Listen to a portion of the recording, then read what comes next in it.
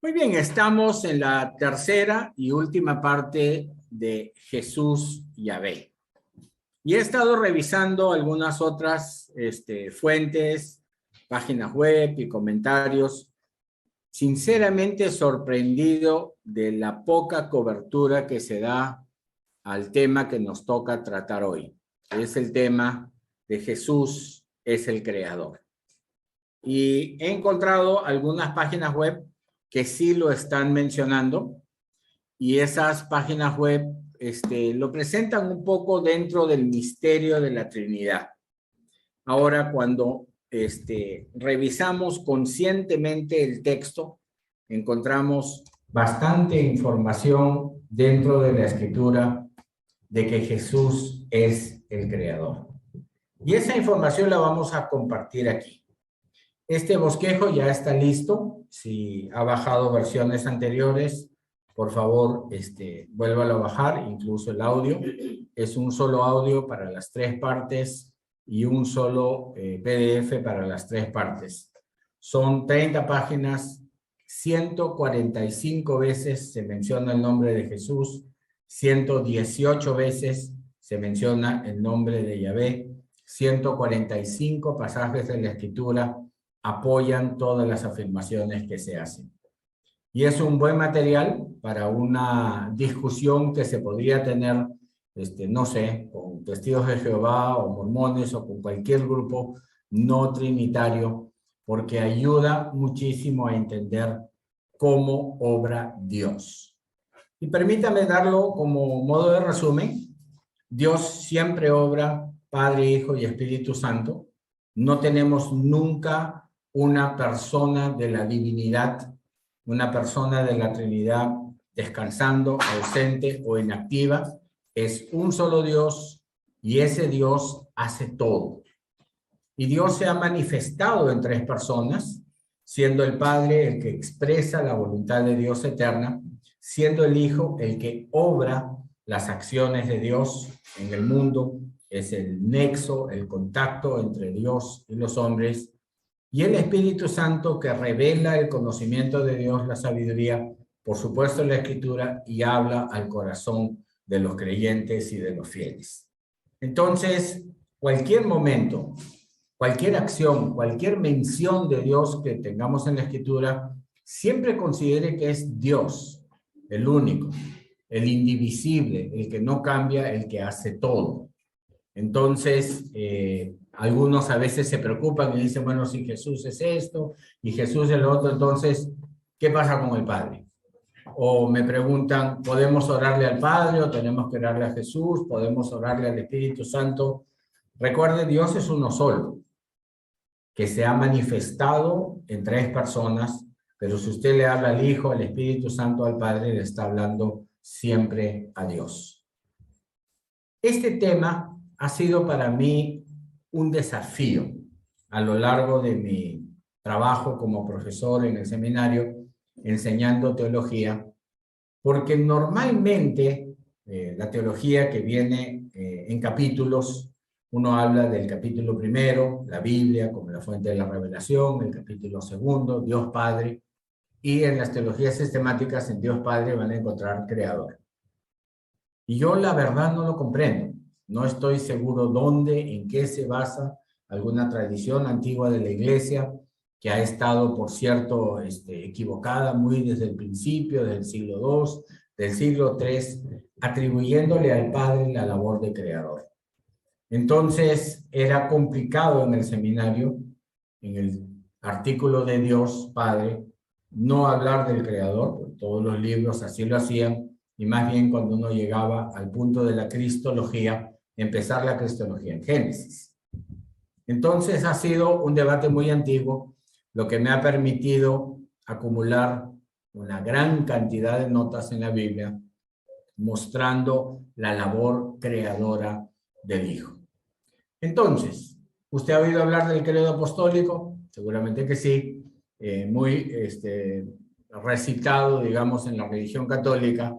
Es un símbolo ecuménico, un símbolo universal, como se llama, y es parte confesional no solo de la religión católica, sino de todas las iglesias de la Reforma incluso de las iglesias ortodoxas. Y ese credo, la versión que tenemos del siglo V, contiene la afirmación, ese núcleo que llama la atención, que declara: creo en Dios Padre Todopoderoso, creador de los cielos y de la tierra. O sea, esa frase surge alrededor del siglo V, cuando la versión más antigua que tenemos del credo, de principios del siglo IV, no la contiene. Y la confesión bautismal de la Iglesia de Roma, de donde se origina el credo nació de la confesión que hacían los bautizandos.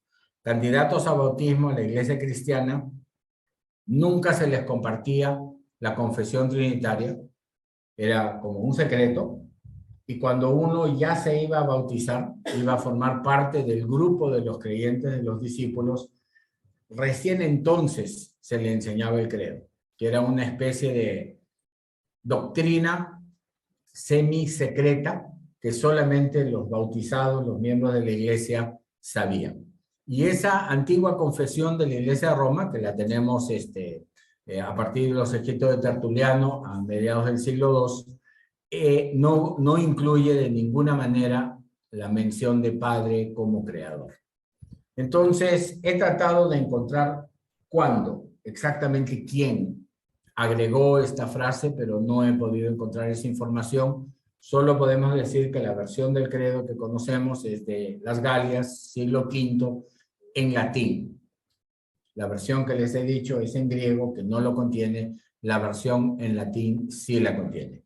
He tenido que ceder a la tentación de ponerle el latín, el griego, y mirar y comparar los credos. Creo que nos hubiera tomado mucho tiempo. Ahora, quisiera familiarizarle con las palabras operaciones. Es una palabra ambigua, no muy clara.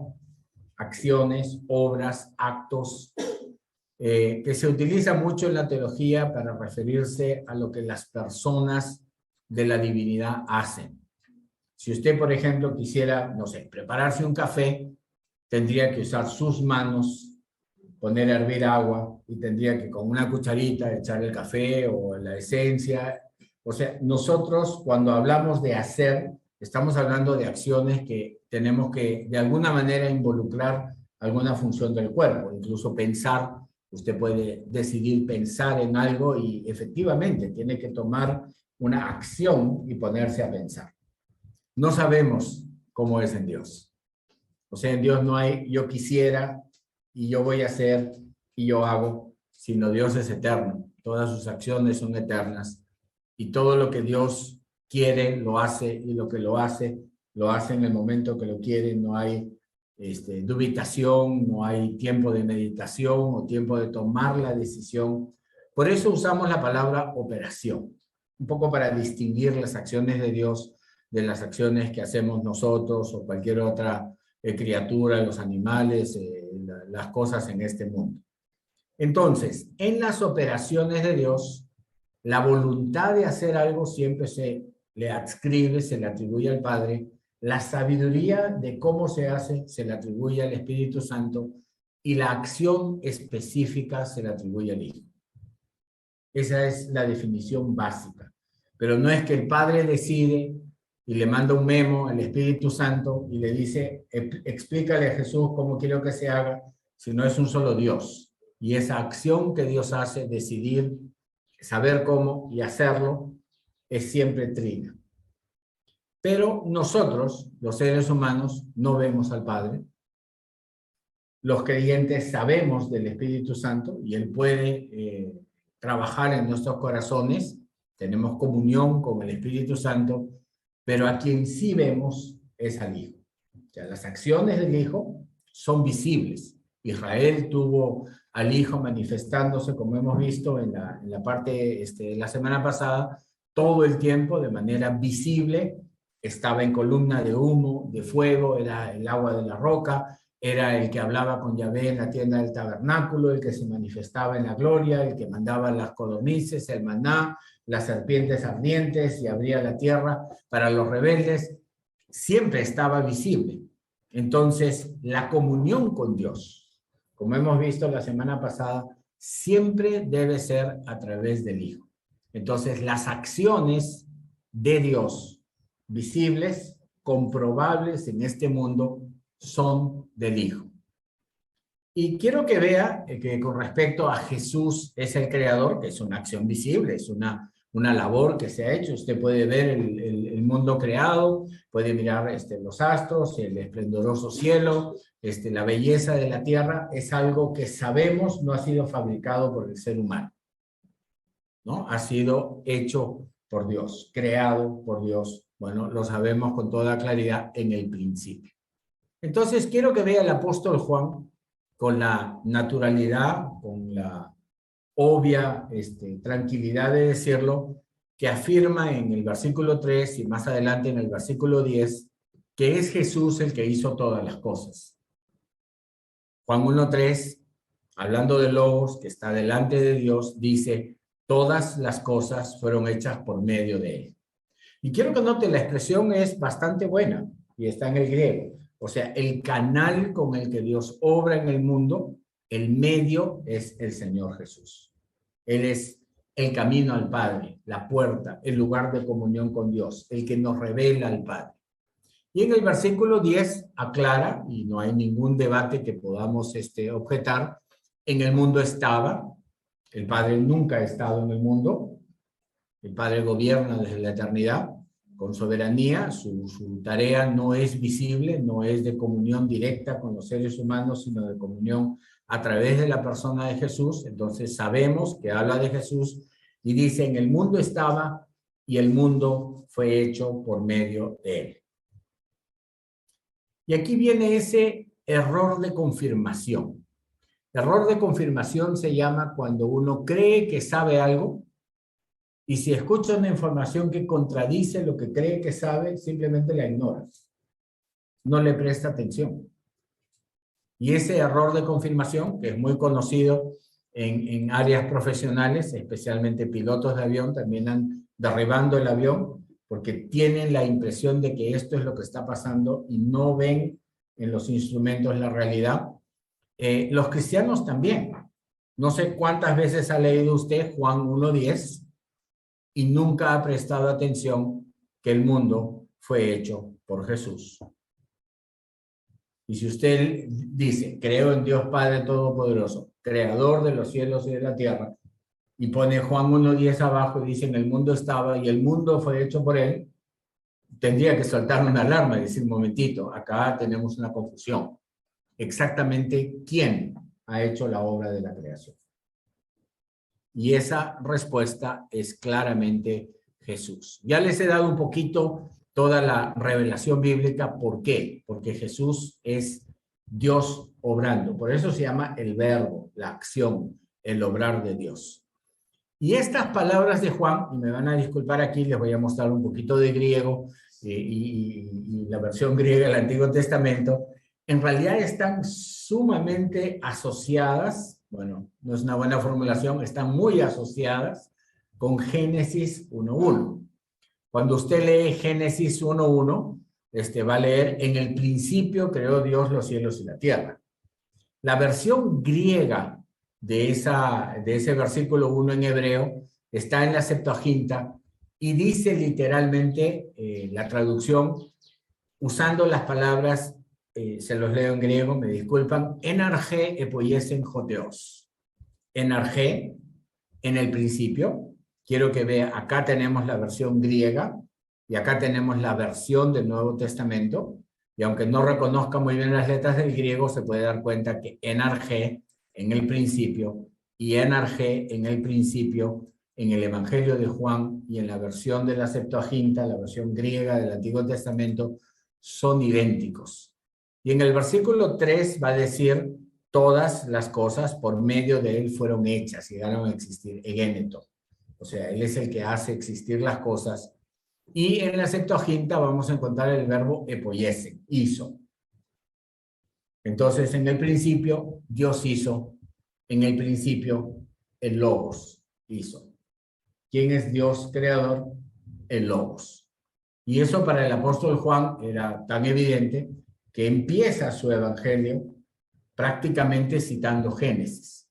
Entonces, cuando a los alumnos del seminario, por ejemplo, les preguntaba, ¿cuál es la primera mención de Jesús en el Nuevo Testamento, en la Biblia, perdón? Algunos se iban hasta el Nuevo Testamento para buscarlo en versículo cuando el ángel le decía a María, vas a concebir y el ser que nacerá será el Hijo de Dios. No. ¿Cuál es la primera mención de Jesús en la Biblia? Génesis 1:1. La primera vez que se menciona a Dios, se habla de Jesús. Y eso es necesario, porque sin Jesús no se llega al Padre, sin Jesús no se conoce a Dios, sin Jesús no hay manera de enterarse quién o cómo es Dios. Tiene pleno sentido. Y si miramos la primera epístola de Juan, vamos a ver que nuevamente pone arges, lo que era en el principio, y va a hablar del logos, la palabra de vida, el verbo de vida. Entonces, para Juan era necesario y evidente conectar al creador del Antiguo Testamento, a Dios, con Jesús. Y ahí viene esa sorpresa, que quiero que usted la considere. Es algo que no se escucha en las iglesias, no se lee en los libros, no aparece en muchos himnos. Uno que hemos cantado, sí, el Creador, sí había una alabanza al Creador en ese himno navideño, no era consciente, pero me ha dado mucho gusto verlo en la letra. Entonces, hay evidencia incontestable en muchos pasajes del Antiguo y Nuevo Testamento que Jesús es el Creador, Él es el Redentor y Él es el Juez. Entonces, quiero que vean, en el principio creó, luego redimió y vendrá como juez. O sea, toda la existencia y la comunión que tiene el ser humano con Dios es a través de esa obra que hace Jesús. Entonces Jesús crea, Jesús rescata de Egipto, Jesús hace morir en el desierto a los que no creyeron, Jesús manda el exilio. Todos los actos de Dios que usted ve en la Biblia, el mediador de esos actos necesariamente, como hemos visto, es Jesús. Y acá tenemos un pasaje fascinante. Hebreos 1:8-10 dice, del Hijo dice, tu trono, oh Dios, es por los siglos de los siglos. Porque el que está sentado en el trono, que se puede ver, es Jesús, porque al Padre no se le puede ver. Entonces, cada vez que tenemos al Señor en su trono, estamos viendo la persona de Jesús. Y va a decir, tu cetro, el cetro de tu reino, has amado la justicia. Claro, Él es el que dio la ley a Moisés en el monte. Él revela la justicia de Dios, por lo cual Dios, tu Dios, y ahora quiero que noten, está hablando del Padre y está mostrando esa comunión que hay en la Trinidad, te ha ungido, te ha escogido con óleo de alegría. Nuestro Señor y Salvador Jesús no es un Dios de tristeza, no es un Dios de pena, no es un Dios de lamento, es un Dios de gloria, un Dios de alegría. Y ahí va a decir el versículo 10, y tú, Señor, en el principio pusiste los cimientos de la tierra y los cielos son obra de tus manos. Lo sorprendente es que el autor de Hebreos está citando dos pasajes diferentes. Los está conectando. Del Hijo dice, y tú, Señor, es parte de lo que dice del Hijo. Y ahí tenemos en la primera parte del Salmo 45, 6 y 7, un salmo que se refiere claramente a Jesús, un salmo mesiánico, como se llama, de los cuales hay muchos. Y el Salmo 102, 25 y 27 también. Desde la antigüedad tú fundaste la tierra y los cielos son obra de tus manos. Tú eres el mismo, tus años no tendrán fin. Entonces, no sé si se da cuenta que es necesario, lo hemos estado haciendo a lo largo de estos mensajes, conectar el antiguo y el nuevo. Es algo que de manera permanente yo hago, siempre estoy mirando si el pasaje es o no una cita, si hay una relación con el antiguo, pero podemos notar en este caso que el autor de Hebreos está sacando al Salmo 45, lo está juntando al Salmo 102 y está diciendo, tú eres Dios y tu trono es para siempre y tú creaste los cielos y la tierra, y está estableciendo esa alabanza a Jesús. Entonces, del Génesis al Apocalipsis, Jesús es reconocido como el Creador. Y quiero ayudarle un poco. Podríamos citar multitud de pasajes. Va a ver que faltan algunos clásicos, falta Colosenses 1, 16 a 17, y muchos otros que hablan de Jesús como creador, pero quisiera concentrarme en el de Apocalipsis 4, 11, porque quiero que vea cómo se trabaja el texto para reconocer qué persona de la divinidad hace qué.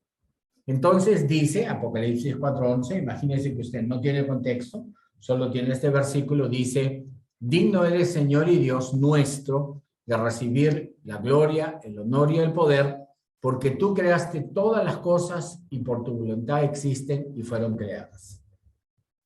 Quiero que noten que tenemos dos afirmaciones. Una, tú creaste, y dos, tu voluntad. ¿No? Entonces, hay digamos, amplia información.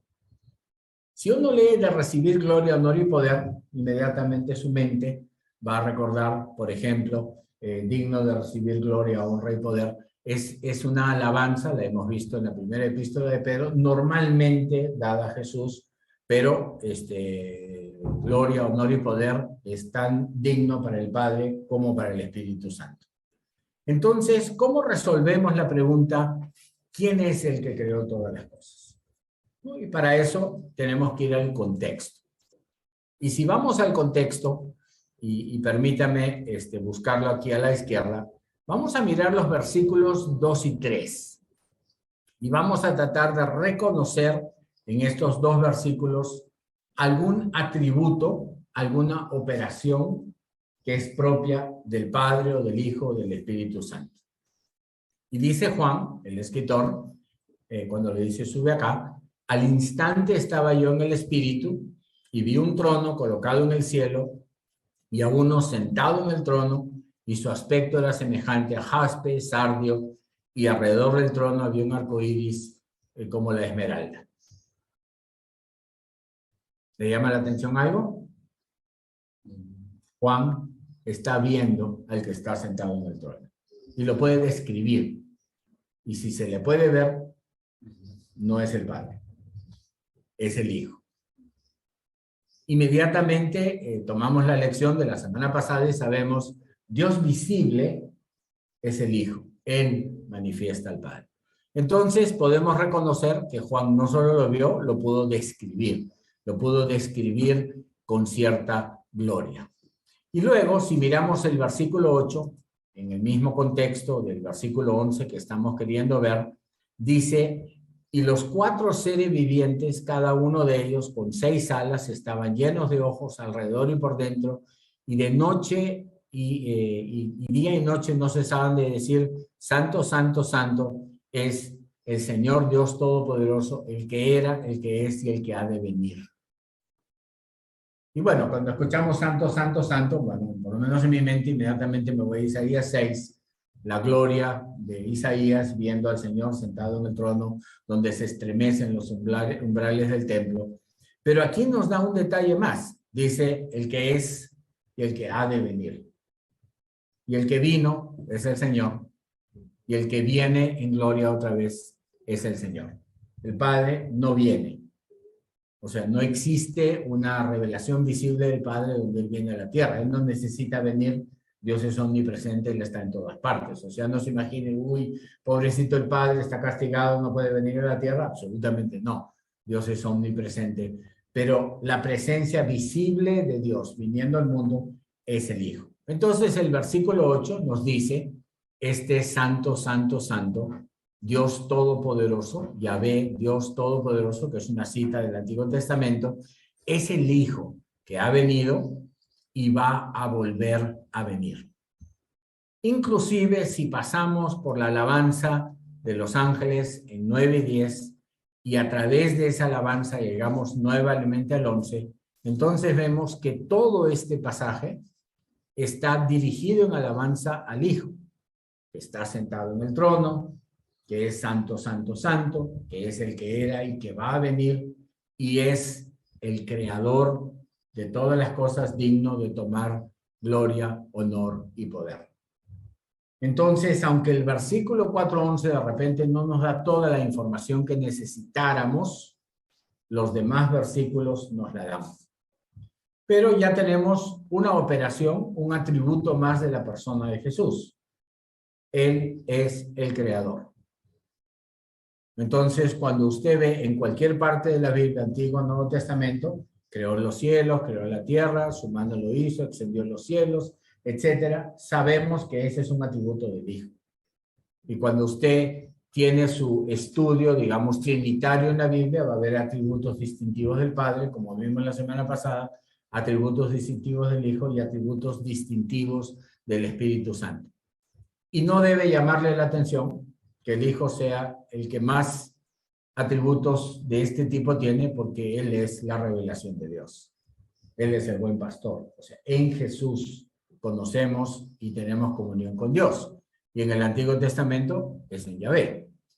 O sea, Yahvé se hizo conocido, habló con Abraham, habló con Isaac, habló con Jacob, finalmente se reveló a Moisés en el monte y le dijo, yo soy Yahvé y estoy hablando con Abraham, con Isaac y con Jacob desde el principio. Él es el Dios creador. Entonces vemos que Jesús está siempre presente. Es la persona de Dios con la que tenemos comunión con Dios, tanto en el Antiguo como en el Nuevo. Entonces, hemos establecido algo muy importante, es la voluntad, podríamos decir, del Padre, en la segunda parte del versículo 11, pero es la obra del Hijo, tú creaste. Y si usted dice, pero tú creaste y por tu voluntad existen, tiene que haber aquí una sola persona, no necesariamente. Dentro del misterio de la Trinidad, en el versículo hay un cambio de persona. A veces hay una ambigüedad en cuanto a las personas de la Trinidad, porque Dios siempre es uno solo.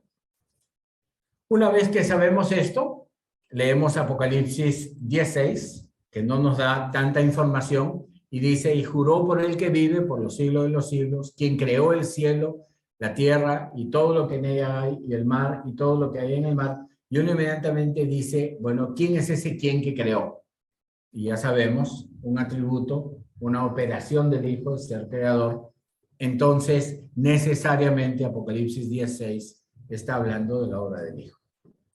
Y quiero que agregue un detalle más en su lista de atributos del Hijo. Vea que dice, y juró por el que vive. Y el que vive es una expresión que tiene que ver con el Hijo, porque es el que estuvo muerto y fue levantado de los muertos, el que era y es y ha de venir. El sentido de era es que estuvo muerto, o sea, se encarnó y murió. Entonces, el que vive siempre es una expresión más atribuible a Jesús que al Padre y al Espíritu Santo, y Él es el que creó el cielo, la tierra y el mar. Y estoy por una razón específica resaltando Apocalipsis 16, porque tengo un versículo favorito en el Antiguo Testamento acerca del Creador. O sea, yo sé que podemos ir a Génesis 1:1 y a algunos otros pasajes, pero hay uno que es para mí uno de los favoritos. Ahora, en nuestro pasaje lema de toda esta reflexión en Apocalipsis 1, 17 y 8, si presta atención va a ver que al principio del versículo 18 dice, el que vive y estuve muerto y aquí estoy vivo. Entonces puede ver que el que vive está asociado con la muerte y resurrección de Jesús, por lo tanto es necesariamente un atributo de Jesús. Si vuelve a mirar acá Apocalipsis 16 va a ver el que vive. Y ya Apocalipsis 1:18 nos está dando un contexto exacto qué es lo que eso significa. Y por si acaso tengo las llaves de la muerte y el Hades, es el siguiente punto que vamos a revisar, por qué el Hijo es el que tiene las llaves. O sea, ¿qué significa que Él tenga la autoridad sobre la muerte y sobre la condenación eterna? Y podemos ver en Apocalipsis 9 y 10, ¿se acuerdan la alabanza de los ángeles que no analizamos? Bueno, ellos cantando en su alabanza, entre Apocalipsis 2 y Apocalipsis 11, dicen al que está sentado en el trono, el que vive por los siglos, y más adelante, del que está sentado en el trono, y adoran al que vive por los siglos de los siglos. Entonces, si usted regresa a revisar Apocalipsis 4, va a ver, tenemos una serie de atributos de Jesús que le conectan claramente como el Creador. Dime, Marco. Y no hay ninguna, yo tengo que buscar en mi mente, no hay un pasaje donde hable del Padre que está vivo, que vive. No, es un atributo normalmente asociado a Jesús porque el Padre no está vivo, Claro, Él es es eterno, o sea, vivo es una condición más bien humano, que puede cambiar. El Señor Jesús encarnó, estaba vivo, murió y resucitó. Entonces el que vive correctamente, se está reflexionando, tiene que ver con esa posibilidad de morir, que para Dios sería, entre comillas, imposible, no hay pasaje que sustente. pero Dios encarnado sí muere, ¿no? Realmente muere. Muy bien, entonces Apocalipsis 10:6 y los versículos que hemos visto claramente asocian a Nehemías 9:6, que es ese pasaje preferido que tengo yo de la creación con Yahvé. Y ahora que hemos visto Apocalipsis 10:6 en el Nuevo Testamento, podemos decir tenemos una cita, una referencia. Dice, solo tú eres Yahvé, Nehemías 9:6, tú hiciste los cielos de los cielos y todo su ejército, la tierra y todo lo que hay en ella, los mares y todo lo que hay en ellos, tú das vida a todos ellos y el ejército de los cielos se postran ante ti. Le hago una pregunta simple. Usted está viendo Apocalipsis 10:6. ¿Cuántos comentarios cree que reconocen que Nehemías 9:6 es una alabanza al Hijo? Prácticamente ninguno. O sea, el mismo logos que utilizamos, que permite buscar por personas de la Trinidad. Yo puedo hacer una búsqueda, búscame todas las referencias a la persona del Padre. El título que le dan a la persona del Padre es Jehová. Ya con eso nosotros sabemos que estamos tropezando un poco porque la mayoría de las referencias a Jesús en el Antiguo son Yahvé. El Padre también se llama Yahvé y hay incluso 2 instancias que he encontrado que Yahvé se extiende también al Espíritu Santo. O sea, no es un nombre exclusivo de Jesús, pero que normalmente se refiere a Jesús. Entonces podemos notar que hay una confusión en todo el cristianismo. ¿Cuál es el resultado de esa confusión? Yo se lo voy a decir directamente. La gloria al Hijo se reduce.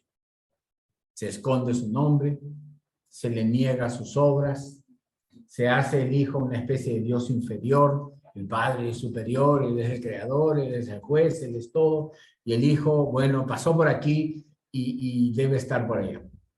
Y esa reducción de la gloria a Jesús solo resulta en una reducción de gloria al Padre. El que honra al Hijo, honra al Padre. El que no honra al Hijo, no honra al Padre que lo envió, citando el Evangelio. Entonces quiero que noten, hay una conspiración, y permítanme decirlo porque sabemos quién es el autor de estas conspiraciones, satánica, que le está reduciendo la gloria al Hijo. Y empezó muy temprano. O sea, creador de los cielos y de la tierra en el credo, ya en el siglo V, era la forma en que se recitaba el credo en latín. O sea, hace muchos siglos, el enemigo, el engañador, el suplantador, está restándole gloria al Hijo. Y eso ha permitido que surjan todas esas sectas antitrinitarias como Testigos de Jehová, Mormones y todas las otras, generando confusión. El Hijo es Dios. Y el que tiene al Hijo, tiene al Padre. Y el que no tiene al Hijo, no tiene al Padre. Entonces, esa gloria es la que se le está restando. Y ve Apocalipsis 16 una vez, el que vive por los siglos de los siglos, quien creó el cielo y las cosas que hay, que en él hay, la tierra y las cosas que en ella hay, y el mar y las cosas que en él hay, que ya no habrá dilación, porque se está anunciando el juicio. A eso se refiere que no habrá dilación. Nehemías 9:6, Apocalipsis 10:6 son pasajes paralelos. Yahvé es Jesús el Creador. El siguiente punto, Yahvé juez, no tiene ese conflicto. En este caso, el credo apostólico sí está diciendo claramente que vendrá a juzgar a vivos y muertos. Esa frase, juzgar vivos y muertos, que es, por supuesto, del Nuevo Testamento, se asocia correctamente con la persona del Hijo, porque Él es el creador, el redentor y el juez. O sea, Él le ha creado, usted existe por la obra del Hijo, Él le redime y usted es salvo por la obra del Hijo y al final de su vida, creyente o incrédulo, usted dará cuentas al Hijo.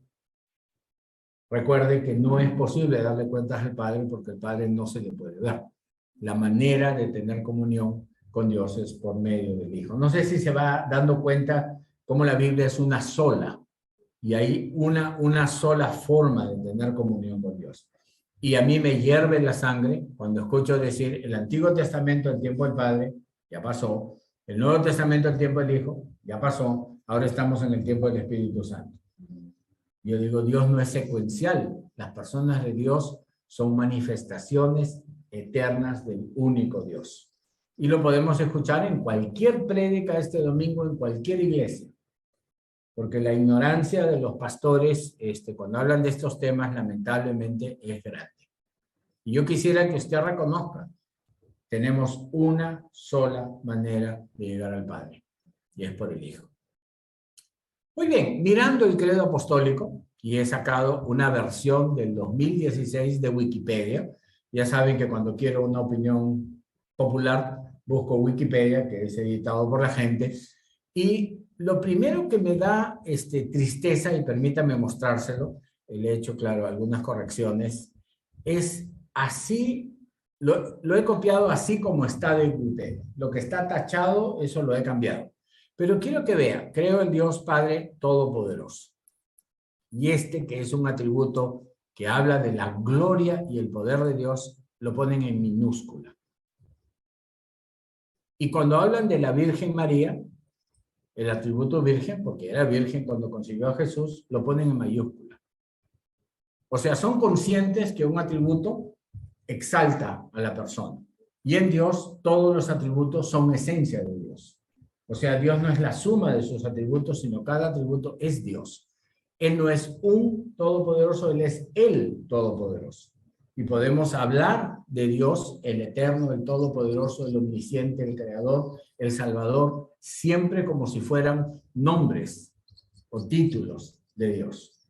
Y aquí usted puede ver que 2 veces ponen todopoderoso en minúscula, ahí se expresa su corazón apóstata, idólatra, y cuando hablan del atributo de María, lo ponen en mayúscula. O sea, podemos ver inmediatamente dónde está su corazón. A mí me daría vergüenza. Hoy día en la mañana hice mi trabajo como siempre, revisé, etcétera. Hice algunas correcciones, agregué 2 pasajes, volví a subir el bosquejo de mi prédica. Y dije, ya no lo voy a subir otra vez más, porque a veces lo subo 2, 3 veces y me tomo un tiempo. Y ahí veo que Jesús estaba sin acento. Y no lo soporto. He tenido que subirlo todo otra vez porque un filtro me había corregido a Jesús y le había sacado el acento un par de veces. No es posible, me siento muy incómodo de saber que el nombre del Señor está con un error, en este caso ortográfico, no gramatical, y se queda así. Por eso, si usted bajó antes de las 10 de la mañana, por favor vuelva a bajar porque el error ha sido corregido, ¿no? Entonces, ustedes nunca ven el texto que produce el audio que yo publico en la página web. Ese texto del audio también está corregido. A pesar de que Jesús lo leería con minúscula y mayúscula de la igual manera, es esa necesidad que hay en el corazón de honrar a Dios como se debe. Y le aseguro, me hierve la sangre ver cómo pueden tomar el atributo todopoderoso y ponerle minúscula, como diciendo, es poco importante, y el atributo virgen, y todas las mujeres son vírgenes desde que nacen, o sea, no es un atributo exclusivo, ni especialmente raro, es un atributo que todas las mujeres comparten por igual, ese sí lo ponemos en mayúscula. Bueno, además de eso, puede ver que Etarjado, creador del cielo y de la tierra, ya sabemos, está equivocado, Etarjado Jesucristo, que no es el nombre de nuestro Señor, Etarjado único. Único se refiere a cantidad. Unigénito se refiere a engendración. El monogenes en griego significa el único engendrado. Y engendrado es un atributo divino. Nada es engendrado sino el Hijo y el Espíritu Santo. Comparten este atributo. Único, únicos hay muchos. Usted es único en el mundo. Si no tiene un hermano gemelo, su código genético es único. Eso no es especial. Y puede ver que lo pongo en mayúscula. Quito el santa porque santo es solo Dios. Nosotros podemos llegar a ser santos y algún día seremos plenamente santos, pero mientras haya naturaleza caída, y María también tenía naturaleza caída, santidad no se aplica a ningún ser humano. La palabra infierno no existe en la Biblia, se llama Seol, también lo he corregido, y yo sí creo en el Espíritu Santo, pero no creo en la Santa Iglesia Universal o Católica. Claro que no. O sea, quiero que noten, estamos mezclando creer en Dios con creer en la institución, en la organización eclesial. Eso es blasfemia, es idolatría, es apostasía, es inmundicia. ¿Cómo pueden mezclar la fe en el Espíritu Santo con la fe en el Vaticano, de la Inquisición, de los ídolos, de los adulterios, de toda la corrupción que hay en el mundo? Es solamente posible si Satanás está moviendo sus corazones. Ni siquiera la comunión de los santos es algo que yo puedo declarar y creer en ello, porque la comunión de los santos es una obra del Espíritu Santo. O sea, no es una realidad que uno puede declarar su fe y en eso. Yo creo que hay comunión de los santos verdadera por el Espíritu Santo, pero nosotros no la conocemos. Aquí hay trigo y cizaña. Disculpen si alguien se ofende. En todas partes el trigo y la cizaña crecen juntos. El que persevera hasta el fin, sabemos, no es cizaña, es trigo. Entonces, comunión de los santos tampoco no va. Sí creo en el perdón de los pecados, porque el Señor murió por ello y por eso está ahí. Y no creo en la resurrección de la carne. Esta carne va a ser entregada a la tierra donde fue tomada, pero sí creo en la resurrección del Espíritu con un nuevo cuerpo. Entonces, quiero que vea que en este pequeño credo del 2016 tenemos blasfemia, equivocación, confusión, atributos equivocados en la persona del Padre, el Hijo y el Espíritu Santo. Y después de hacer esta pequeña corrección, dije, ok, si no aceptamos ni el credo apostólico, que es una confesión que todas las iglesias del mundo comparten, ¿cuál sería la confesión que alguien de nuestra iglesia podría hacer? Y la única confesión a la que llegué es, creo que la Biblia es palabra de Dios inspirada, infalible e inerrante en sus idiomas originales y en sus manuscritos más antiguos. Y esa sería la única. Todo lo demás está dentro de la Escritura. Si ya confesé la Escritura como palabra de Dios inspirada, no necesito agregar nada más. Muy bien, este credo entonces correctamente afirma que el Señor viene a juzgar a vivos y muertos. Y tengo que, de alguna manera, ayudarle a entender un poco mejor a la persona del Hijo. No sé qué imagen mental tiene usted del juicio. Algún día, todos, creyentes e incrédulos, daremos cuenta al Señor de nuestras obras. Algunos en su imagen mental sientan al Padre en el trono del juicio. Eso está equivocado, evidentemente. Pero está usted delante del Hijo. Dígame, ¿por qué el Hijo es el juez? ¿Por qué Él tiene las llaves del Hades y de la muerte? Y quiero que entienda que es porque Él es el que ha sido designado en la eternidad, juez de todos nosotros, y ha recibido atributos que le hacen verdadero juez, verdadero en pleno sentido. Pero vamos primero a reafirmar lo que estaba diciendo el credo. O sea, tenemos una semilla de trigo en medio de toda la cizaña, tenemos que reconocerla. Dice claramente Hechos 10, le dieron muerte colgándole una cruz, habla del Hijo, Dios la resucitó al tercer día, habla del Padre o de la Trinidad. Los testigos fueron escogidos de antemano por Dios, comimos y vivimos con Él después de resucitar, obviamente los discípulos, los creyentes, y nos mandó predicar al pueblo y testificar con toda solemnidad. Y quiero que noten que aquí nosotros no estamos siguiendo ese mismo mandato. ¿Qué debemos testificar? Que Jesús es el que Dios ha designado como juez de los vivos y de los muertos. Dígame, ¿cuándo fue la última vez que usted le compartió a alguien Jesús es el juez? O sea, tenemos la sensación que vamos a estar ante el Padre y que tenemos a Jesús de nuestro lado. y decir, tú, Jesús, hágale, ¿no? Que me haga pasar el juicio. Quiero que corrija su imagen. El juez es Jesús. Usted va a estar delante del Creador, delante del Redentor, que ahora es su juez. Entonces, cuando piensa, uy, Dios del Antiguo Testamento, muy duro, mucho juicio, tenemos el diluvio, tenemos los muertos en el desierto, tenemos el exilio asirio, el exilio babilónico. No, prefiero el Dios del Nuevo Testamento. Bueno, recuerde que el juez es uno solo. Y Jesús, que mandó que se abra la tierra y tragara vivas a las familias de Coré, con mujeres y niños, es el que va a estar sentado en el trono juzgándole a usted. El que mandó inundar la tierra y matar a toda criatura, salvo las que estuvieran en el arca, ese es el Hijo.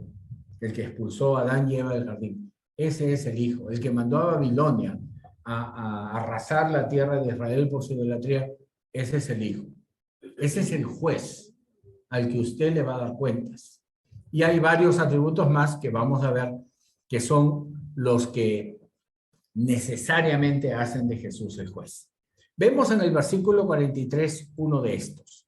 Dice, y de este dan testimonio todos los profetas, todo el Antiguo Testamento habla de Jesús, ya eso lo sabemos, de que por su nombre, el que cree en él recibe perdón de pecados.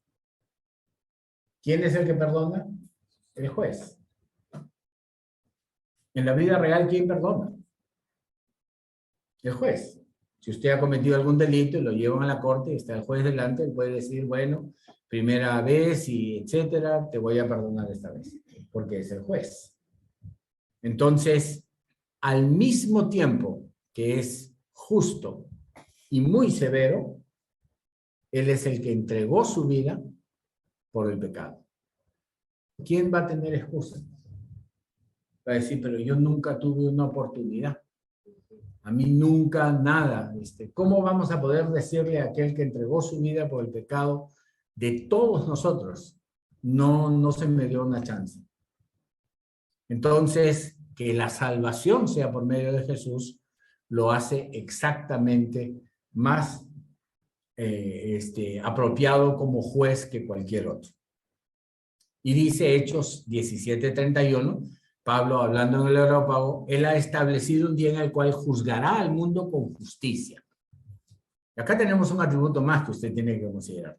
Por medio de un hombre a quien ha designado, habiendo presentado pruebas, resucitándolo de los muertos. La resurrección de Jesús es la garantía de que él era el Hijo de Dios. Pero quiero que note, dice, al mundo con justicia. Y Jesús afirma, Juan 5:30, yo no hago nada por iniciativa mía, porque es siempre la voluntad del Padre, como oigo, juzgo, mi juicio justo, porque no busco mi voluntad. Nuevamente tenemos ese misterio de la Trinidad, la voluntad eterna del Padre, el juicio, conforme a la voluntad del Padre, el Hijo. No hay competencia, no hay separación, no hay división, hay revelación distintiva. Y dígame, ¿qué más califica a Jesús como juez? Bueno, ya lo vimos. ¿Quién reveló la ley a Israel en el monte? Jesús. Él le dio la ley al pueblo de Dios. Los mandamientos, lo que se debe hacer y lo que no se debe hacer, lo reveló Jesús.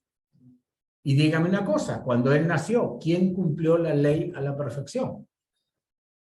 Jesús. Él vino a este mundo, nació de mujer, nació bajo la ley y cumplió la ley. Entonces, si uno le dice, no, Jesús, no me puedes condenar, porque es muy difícil cumplir la ley, no se puede, es imposible. ¿Qué va a decir el Hijo del Hombre? Yo vine sin atributo divino, sin trampa, y cumplí perfectamente la ley. Entonces, vamos a estar delante de uno que, como nosotros, en nuestra naturaleza humana, sujeto a la ley, con todas las debilidades que tenemos nosotros, fue sin pecado. Por eso él juzga con justicia. No exige de otros lo que él mismo no ha hecho. Él demanda de otros lo que él ha demostrado que se puede hacer. Y si usted quiere presentar alguna excusa por su pecado y decir, bueno, la tentación, la fuerza, usted no tiene excusa. Cada pecado que usted comete le acusa. Porque si es posible, Jesús lo demostró, vivir sin pecado. Y sería bueno que cuando peque usted la próxima vez, reconozca, es mi culpa. Si yo me hubiera quedado más firme, no hubiera pasado. ¿Cuántos pecados hubiera evitado en algún día si no se levanta de la cama? Pues si yo no me voy a levantar, me quedo en la cama. Y ya de repente no cae en adulterio, ya de repente no mata a una persona, ya de repente no comete una idolatría, no hace algo impropio, no habla con nadie. Ese día usted se pone un esparadrapo en la boca y no habla, ya no miente. O sea, usted puede evitar pecar. Y recuerde que cuando esté delante del trono de Jesús y quiera presentar alguna excusa, que no va a ser posible en el cielo, muy difícil la ley, no se puede guardar, muy complicado, está viendo a uno que como usted cumplió perfectamente la ley. Por eso Él es el juez. Por eso Él tiene esa autoridad y esa designación. Y ahora puede entender claramente Juan 5, 22, 26 y 27. Ni aun el Padre juzga a nadie. Todo el juicio ha sido confiado en el Hijo. Y 26 y 27, como el Padre tiene vida en sí mismo, el Hijo tiene vida en sí mismo y le dio autoridad para ejecutar juicio porque es el Hijo del hombre. Y tenemos este título mesiánico singular del libro de Daniel con el que Jesús se llama a sí mismo Hijo del hombre, o sea, humano como cualquiera de nosotros, igual. Por eso el juicio es algo literalmente espeluznante. O sea, inclusive conociendo el consuelo del Evangelio, el perdón de los pecados, yo no tomo el juicio de ninguna manera a la ligera.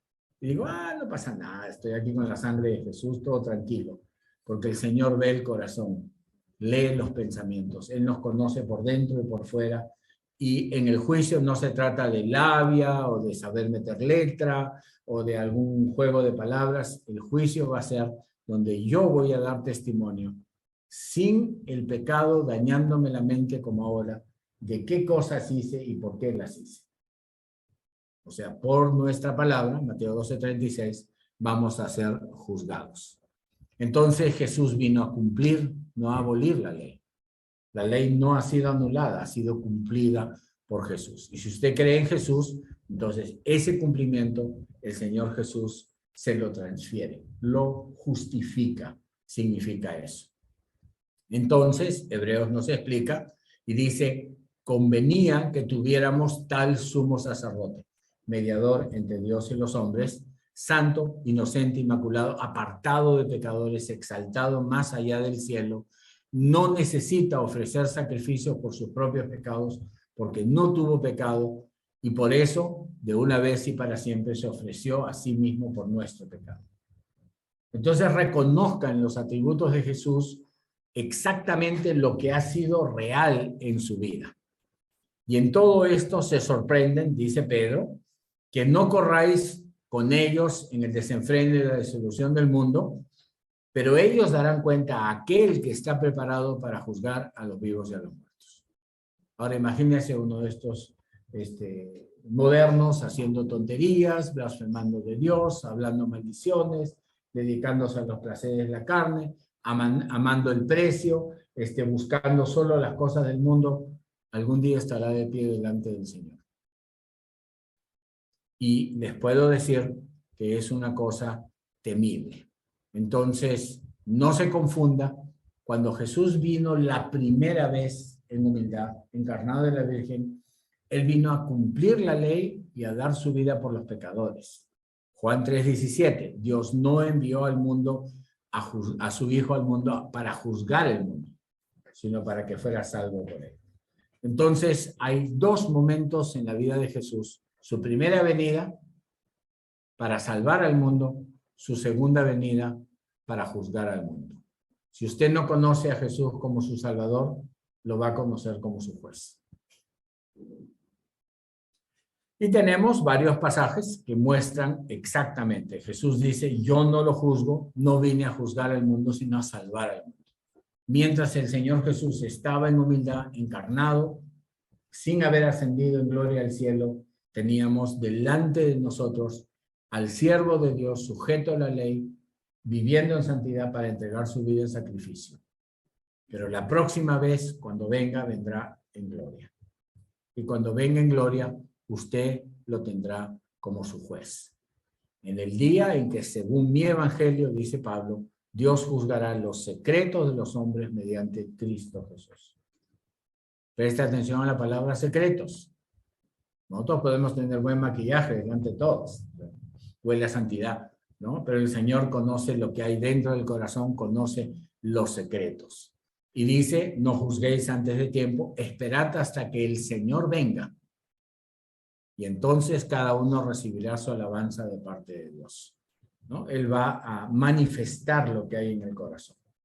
Va a sacar a la luz, se va a hacer visible todas las cosas ocultas que ahora podemos de repente esconder y ser hipócritas. En ese día saldrán a la luz. Por eso Pablo le dice a Timoteo, te encargo solemnemente en la presencia de Dios y de Cristo Jesús, que ha de juzgar a los vivos y muertos por su manifestación en su reino, anuncia el evangelio. No tiene usted ninguna manera de pasar ese juicio sin la sangre de Jesús, sin la justicia de Jesús. No hay ninguna esperanza, ninguna chance. Yo quisiera que en nuestra predicación agregáramos el detalle, Él es el juez. Porque eso nos muestra inmediatamente qué tipo de relación debemos tener con Jesús. No es una relación sencilla, él es chévere, él me entiende, él también ha estado acá y también ha sido tentado. Él ha sido tentado como nosotros, pero fue sin pecado. Segunda de Corintios 5:10 está hablando también de los creyentes. Todos debemos comparecer ante el tribunal de Cristo. Algún día estará delante de Jesús y dará cuenta de los años de vida que le dio, de todos los medios que le dio. Va a ser como el siervo al que se le dio 10 talentos, 5 talentos, 1 talento, y da cuentas a su Señor. Esas son parábolas del juicio, donde el Señor te llama y te dice, has conocido el evangelio, has ido a la iglesia, te han enseñado buena palabra, no has hecho nada por el reino, nada, afuera, al lago de fuego. Y eso le va a acontecer lamentablemente a muchos, que confiando en una membresía en la iglesia dicen, acá yo voy tranquilo, acá tengo mi carnet de membresía, he sido bautizado en la iglesia, no pasa nada. Y el resultado va a ser que va a ser lanzado al lago de fuego. En un solo día vendrán sus plagas, muerte, duelo, hambre, y será quemada con fuego, porque el Señor Dios que la juzga es poderoso. ¿De quién habla? De Jesús. Yo tengo una nota donde siempre su vestido está empapado en sangre, porque es el juez.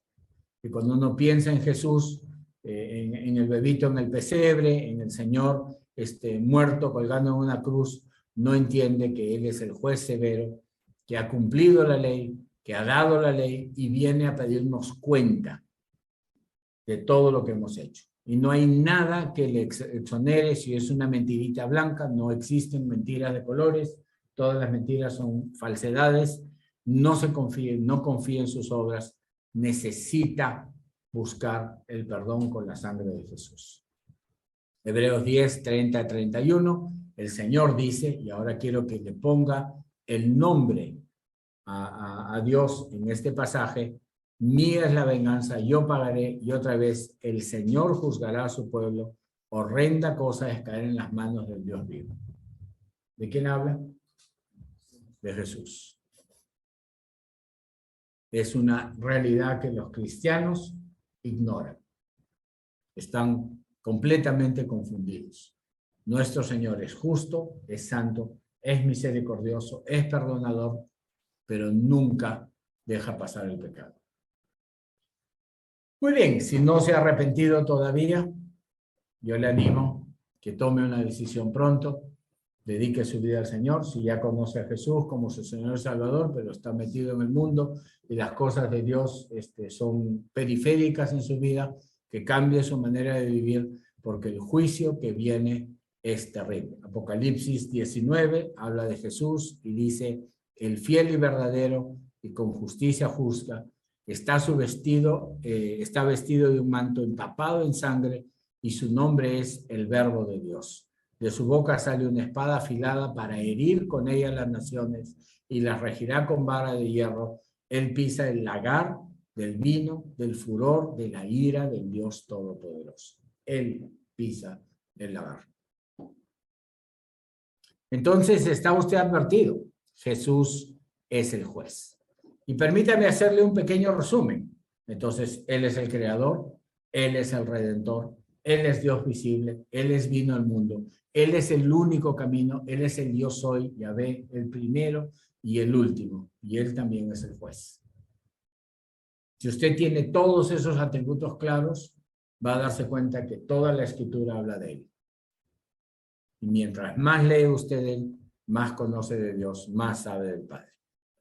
Terminamos con la exhortación de Apocalipsis 14:7, temed a Dios y dadle gloria, porque la hora de su juicio ha llegado. Adorad al que hizo el cielo y la tierra, el mar y la fuente de las aguas. ¿De quién es esta alabanza? De Jesús. Muy bien. Último punto, y con este terminamos nuestra larga serie. Jesús, Yahvé, es el buen pastor. Y a mí me hace sonreír siempre este tema, porque hablo de la esquizofrenia de los cristianos. Cuando uno le pregunta quién es el buen pastor, viene la horrible versión Reina Valera a la cabeza: Jehová es el buen pastor, el Padre. En algunos casos viene Juan 10 a la mente: Jesús es el buen pastor. Bueno, nos ponemos de acuerdo quién es el buen pastor. Cuando hablamos de buen pastor, ¿de quién es ese atributo personal? ¿De quién es esa operación? Y quiero que noten que los que leen el Antiguo dicen del Padre, y luego cambian al Nuevo y dicen del Hijo, y total tienen dos buenos pastores. No, hay uno solo. Y quiero que vea un poquito cómo dentro de los pasajes de la Escritura tenemos la presencia siempre de las tres personas. Isaías 61:1, si usted sabe, es un pasaje muy famoso en Lucas 4. Fue el pasaje donde Jesús leyó en la sinagoga de Nazaret el inicio de su ministerio y dijo: hoy se ha cumplido esta escritura delante de ustedes. Esta es la que leía y dice: el Espíritu del Señor Yahvé está sobre mí. Aquí Yahvé es el Padre. Porque el Padre, ha ungido Yahvé, el Padre, traer buenas nuevas a los afligidos. Entonces, quiero que note, está mostrando que Él es el escogido de Dios, porque no hay manera de llegar a Dios sino por medio de Jesús, a quien Él ha elegido, escogido, ungido, enviado para traer las buenas nuevas a los afligidos. Y eso nos consuela. ¿Cuál es la tarea de Jesús? Bueno, traer buenas nuevas a los afligidos, a vendar los quebrantados de corazón, proclamar libertad a los cautivos, liberación a los prisioneros, por supuesto no prisioneros políticos, sino prisioneros espirituales sujetos al pecado, ¿no? Entonces, es en Jesús donde tenemos ese consuelo.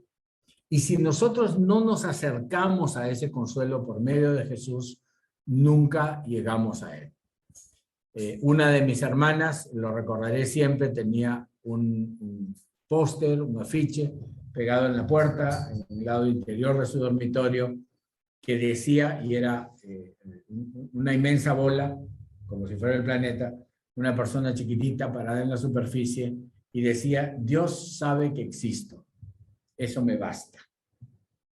Y yo siempre le completaba su afiche para ser juzgada y lanzada. Bueno, en ese tiempo no hablaba del lago de fuego, hablaba del infierno, lamentablemente, porque saber que Dios sabe que yo existo me condena, porque estoy reconociendo hay un ser todopoderoso. Entonces, ¿cómo entro a la comunión con Dios? Ya lo hemos visto: el que no honra al Hijo no honra al Padre.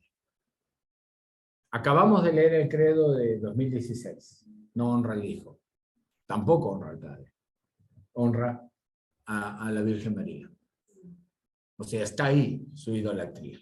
Si usted quiere honrar al Padre, honra al Hijo. Si usted quiere mostrar su amor por el Padre, bueno, ame al Hijo.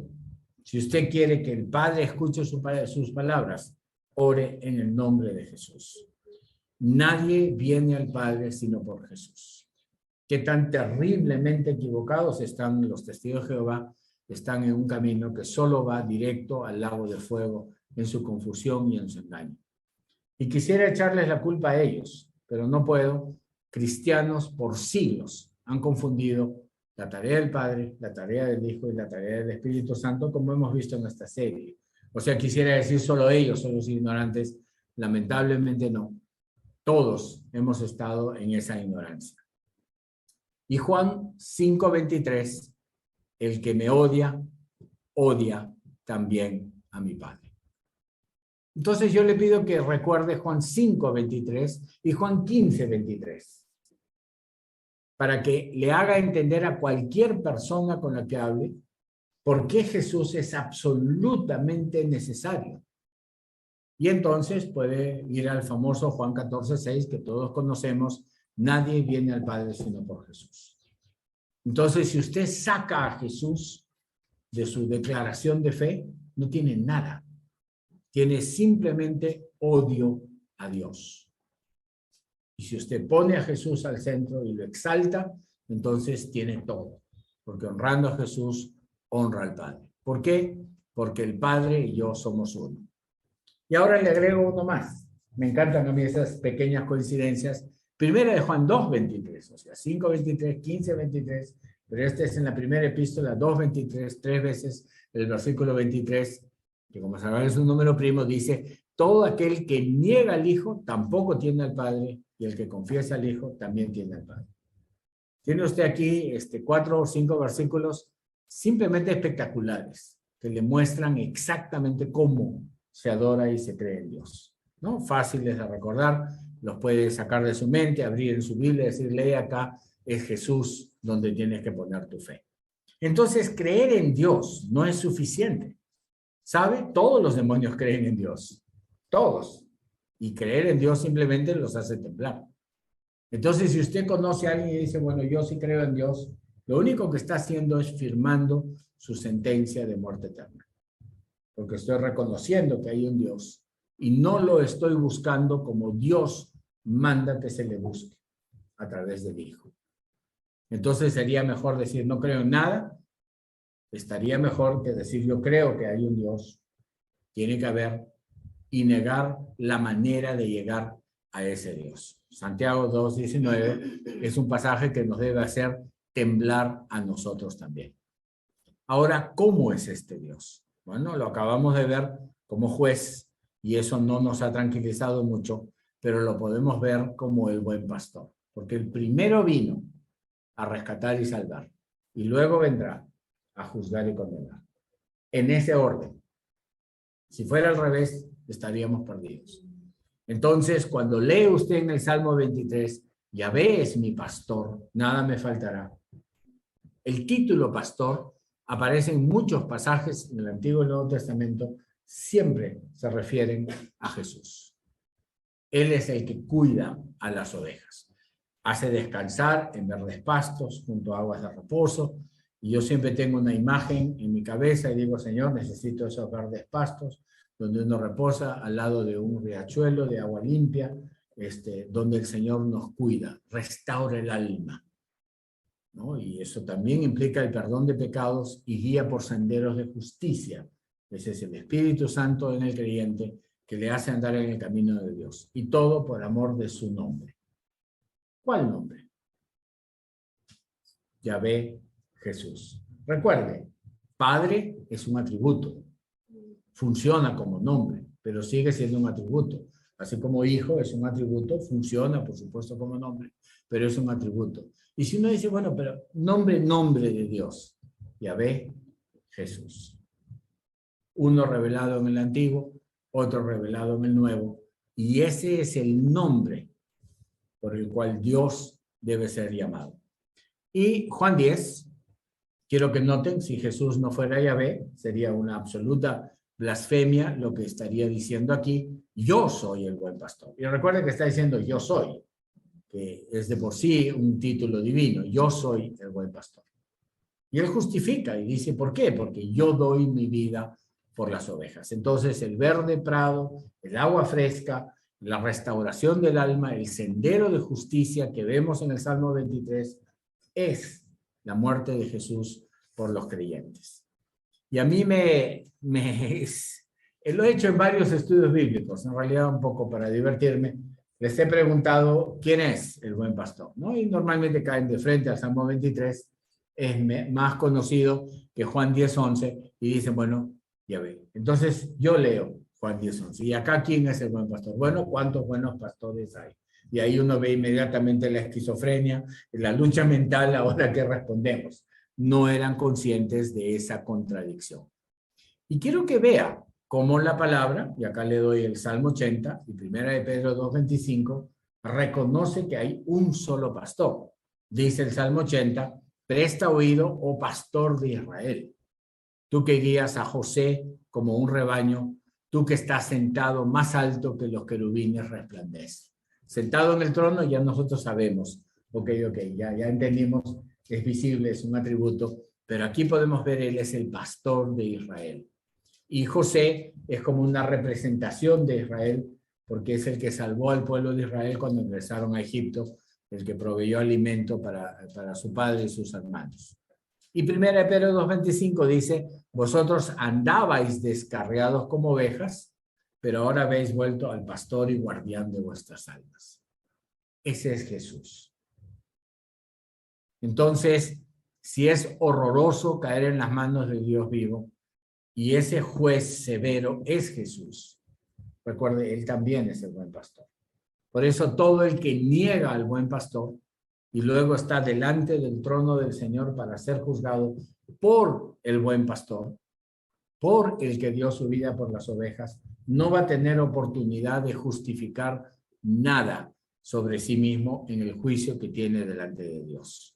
Entonces, Marcos 14:27, Jesús dice a los discípulos, todos vosotros os apartaréis porque escrito está, heriré al pastor y las ovejas se dispersarán.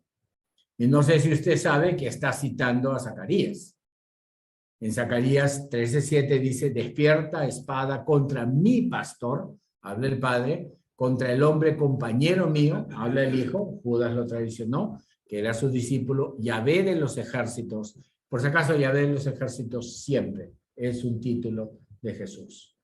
El ángel de Yahvé siempre es un título de Jesús. Hiere al pastor y se dispersarán las ovejas. Tenemos la profecía ahí. Jesús está citando el Antiguo Testamento. Entonces, cuando usted escucha que los discípulos de Maús tuvieron un estudio bíblico espectacular donde el Señor les abrió la mente y les mostró en todas las escrituras cómo hablaban de él, quiero que noten todos los pasajes que hemos visto. Más o menos hay unos 70 pasajes de Antiguo y Nuevo Testamento que relacionan a Yahvé y a Jesús. Está exactamente ahí. Y un poco antes en Zacarías dice, derramaré sobre la casa de David y los habitantes de Jerusalén espíritu de gracia, de súplica. Me mirarán a mí, a quien han traspasado, se lamentarán por él como se lamentan por hijo único y llorarán por él. Y claro que lo tenemos cumplido en el Nuevo Testamento cuando dice también otra escritura, mirarán al que traspasaron. Y Juan está citando a Zacarías. Entonces, quiero que vea que si uno dice, ¿y a quién tenemos nosotros que ver en el Antiguo Testamento sin conocer el Nuevo? Al que traspasaron. Porque dice, el espíritu de gracia y de súplica vendrá por ahí. Entonces, necesitamos esa comunión con Jesús. Y esa comunión no es sin el Espíritu Santo. No he tocado el Espíritu Santo en esta serie, he puesto aquí 2 o 3 pasajes solo para que noten que podemos hacer una serie del Espíritu Santo también. Dice Zacarías 4:6, palabra de Yahvé a Zorobabel, no por el poder ni por la fuerza, sino por mi espíritu. Y dice Pablo a los Corintios, no con palabras persuasivas de sabiduría, sino demostración del espíritu y de poder. Siempre es por el Espíritu Santo. Siempre en el Antiguo y en el Nuevo Testamento, el Espíritu Santo es el que enseña, el que habla al corazón. Ve acá Isaías 63. Se rebelaron y contristaron su Santo Espíritu. ¿Dónde está el que puso su Santo Espíritu en medio de ellos? El Espíritu de Yahvé les dio descanso. Así guiaste a tu pueblo para hacerte un nombre glorioso, y es el Espíritu el que obró en Israel. Tuve que ceder a la tentación de poner 80 pasajes acá, todo el Antiguo Testamento. Tengo una amplia nota que es el Espíritu Santo en el Antiguo Testamento. No es el tema de ahora, Pero quiero que notes, siempre es Padre, siempre es Hijo, siempre es Espíritu Santo, la Trinidad obrando, cada una haciendo su tarea. ¿Qué hace el Padre? Expresa su voluntad eterna. Es el principio de todo lo que Dios ha querido y hace. ¿Qué hace el Hijo? Es el que obra, es el que se ve, es el que está ahí haciendo. ¿Y qué hace el Espíritu Santo? Es el que guía, ilumina a la persona para reconocer la obra del Hijo y honrar al Padre.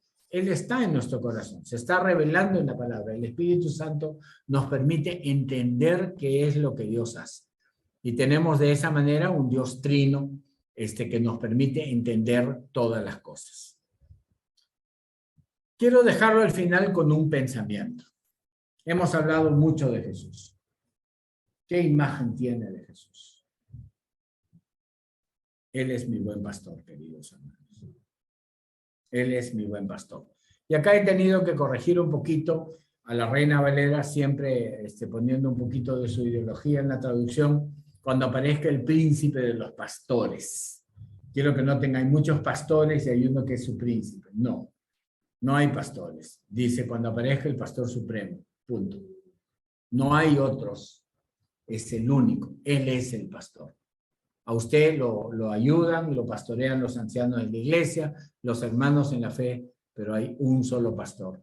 Y ese pastor supremo, como dice el griego, es el Señor Jesús. Y cuando Él venga, si usted le ha honrado, ha creído en Él, ha recibido el perdón en Él, entonces también a usted le dará la corona de justicia. Entonces, le dejo con Ezequiel, lindo pasaje, en el Antiguo Testamento 11 al 16.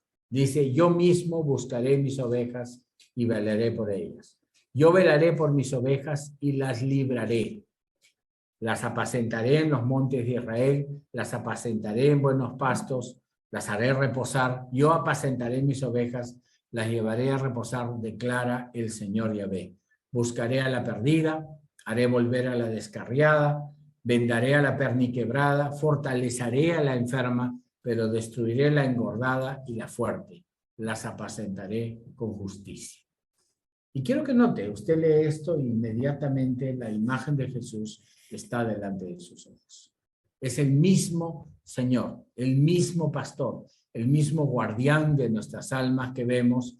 Y dice, según Timoteo 4:8, el Señor, el juez justo, ya sabemos quién es, me entregará en aquel día, y no solo a mí, sino a todos los que aman su venida, la corona de justicia.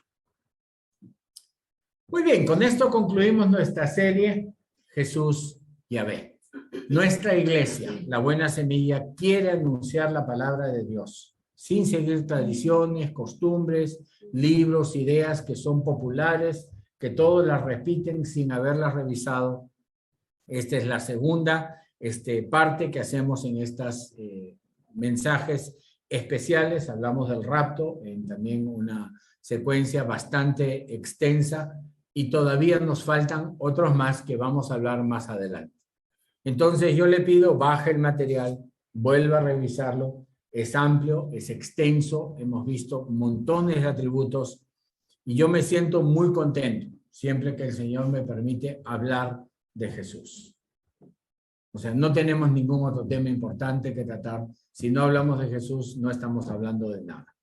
Entonces, que el Señor nos permita reflexionar en la persona del Hijo, entenderle, llamar al Padre, llamar al Espíritu Santo, porque entendemos la persona del Hijo, entonces sabemos, estamos en el camino. Amén, hermanos.